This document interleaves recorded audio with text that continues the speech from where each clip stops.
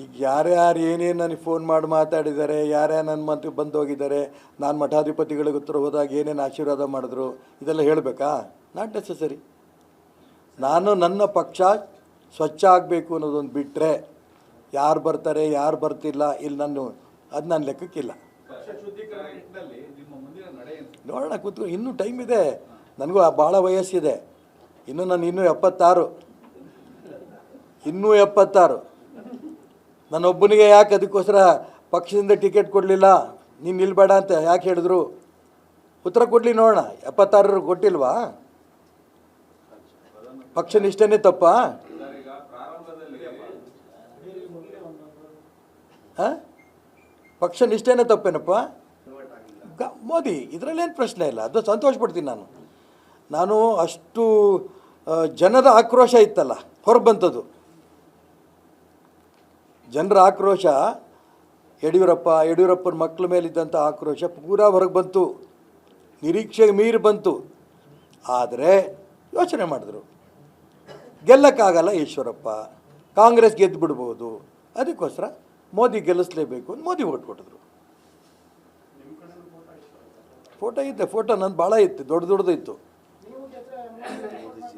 ಹೇಳಿದ್ರೆ ನಂಬೇಕಲ್ಲ ಜನ. ನಾನು ಗೆಲ್ಲಲ್ಲ ಅನ್ನೋಂಥ ಅಭಿಪ್ರಾಯ ಬರ್ತಿದ್ದಂಗೆ ಕಾಂಗ್ರೆಸ್ ಗೆದ್ದುಬಿಟ್ರೆ ಕಷ್ಟ ಅಂಥೇಳಿ ಎಲ್ಲವೂ ರಾಷ್ಟ್ರೀಯವಾದಿಗಳು ಮೋದಿಗೆ ಓಟ್ ಕೊಟ್ಟರು.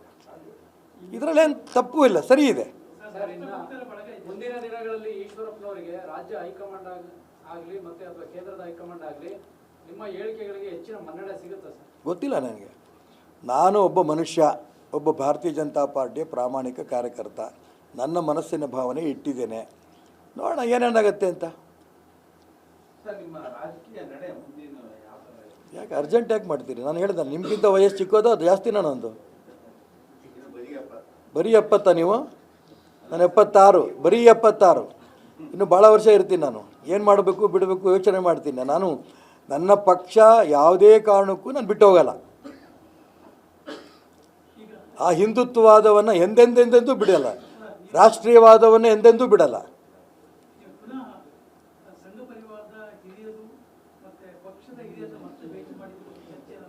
ನೋಡೋಣ, ನಾನು ಹೇಳ್ತೀನಲ್ಲ, ಇದೆಲ್ಲ ಊಹೆಗಳು.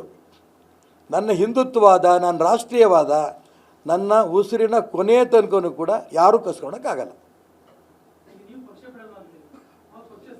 ನೋಡೋಣ, ಅದಕ್ಕೆ ನಾನು ಹೇಳ್ತೀನಲ್ಲ, ಇದು ಎಲ್ಲ ಕ್ವಶನ್ ಮಾರ್ಕ್. ಇದಿಷ್ಟು ನಾನು ಹೇಳಿದ್ನಲ್ಲ ಅಷ್ಟೇ. ಇದಿಷ್ಟು ನಾನು ಹೇಳಿದ್ದು ನನ್ನ ಪಕ್ಷ ಶುದ್ಧಿ ಆಗಬೇಕು. ಇದು ಬಿಟ್ಟರೆ ಬೇರೆ ಏನೇನು ಉದ್ದೇಶ ನಂದಿಲ್ಲ. ನನ್ನ ರಾಜ್ಯದಲ್ಲೂ ದೇಶದಲ್ಲೂ ಪೂರ್ಣ ಬಹುಮತ ಈ ಪಕ್ಷಕ್ಕೆ ಬರಬೇಕು. ಹಾಂ,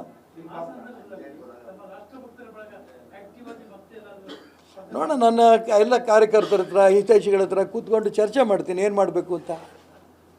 ಇನ್ನು ಯಾವ ಬರುತ್ತೋ ಚುನಾವಣೆ ಇನ್ನೂ ಗೊತ್ತಿಲ್ಲ, ನೋಡೋಣ.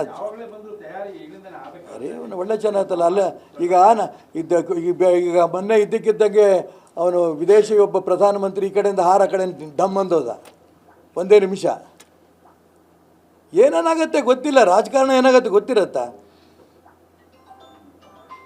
ನರೇಂದ್ರ ಮೋದಿಯವರು ಈ ದೇಶದ ಪ್ರಧಾನಮಂತ್ರಿಯಾಗಿ ಪೂರ್ಣ ಬಹುಮತ BJP ಬರಲ್ಲ, ಯಾರ ಕನಸ್ಕೊಂಡಿದ್ರ?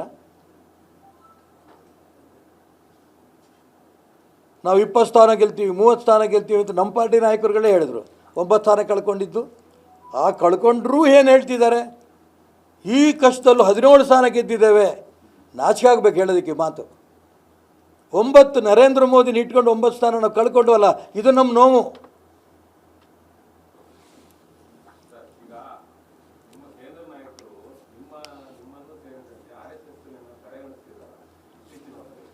ನಾನು ಹೇಳಿದ್ನಲ್ರಿ, RSS ಯಾರನ್ನೂ ತೊಗೊಂಡು ಆಕಾಶದಲ್ಲೂ ಕೂರಿಸ್ಕೊಳಲ್ಲ, ಯಾರನ್ನೂ ನೆಲಕ್ಕೂ ಹಾಕಲ್ಲ. ಒಬ್ಬ ಸ್ವಯಂ ಸೇವಕ, ಅವನಿಗೆ ಸಂಸ್ಕಾರ ಕೊಡುತ್ತೆ, ಅವನೇ ಯೋಚನೆ ಮಾಡ್ಕೊತ ಹೋಗ್ಬೇಕು. ಇಡೀ ದೇಶದಲ್ಲಿ ಕೋಟ್ಯಾಂತರ ಹಿಂದುತ್ವ ನೋಡಿ, ಅದಕ್ಕೆ ಹೇಳ್ತೀನಲ್ಲ, ಇಡೀ ದೇಶದಲ್ಲಿ ಕೋಟ್ಯಾಂತರ ಜನ ಹಿಂದುತ್ವದ ಬಗ್ಗೆ ಇರೋದಕ್ಕೋಸ್ಕರ ಇದು ಹಿಂದೂಸ್ತಾನ ಆಗಿ ಇನ್ನು ಉಳಿದಿರೋದು. ಪ್ರತಿಯೊಬ್ಬ ಸ್ವಯಂ ಸೇವಕನು RSS ನೋಡೋಕ್ಕಾಗಲ್ಲ. ಅವನೊಂದು ಚಿಂತನೆ ಅವನವನಿಗೆ.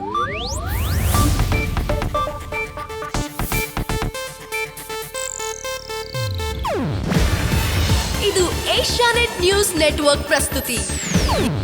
ನೀವು ನೋಡ್ತಿದ್ದೀರಾ ಏಷ್ಯಾನೆಟ್ ಸುವರ್ಣ ನ್ಯೂಸ್.